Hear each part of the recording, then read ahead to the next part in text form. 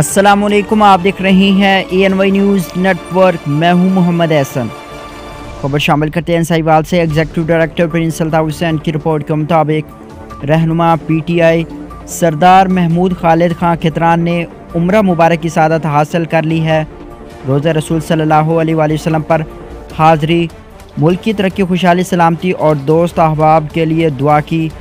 तफसीलात के मुताबिक तहरीक इंसाफ साहिवाल के नायब सदर हर दिल अजीज़ महबूब लीडर हाजी सरदार महमूद खालिद खां खितरान ने उम्र मुबारक की सआदत हासिल की।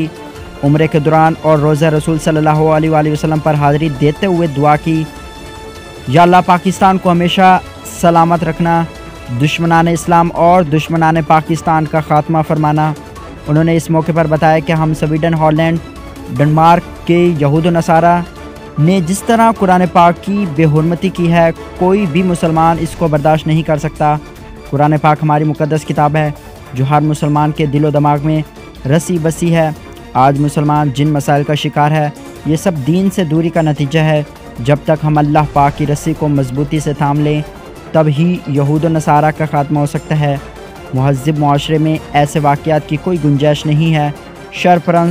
शर पसंद कुफ़ार ने दुनिया भर के 1.5 अरब से ज़्यादा मुसलमानों के मजहबी जज्बात को ठेस पहुँचाई है। आज अगर आलम इस्लाम बेदार होता तो कोई बदबख्त कुरान पाक की बेहुरमती की जुर्रत न करता।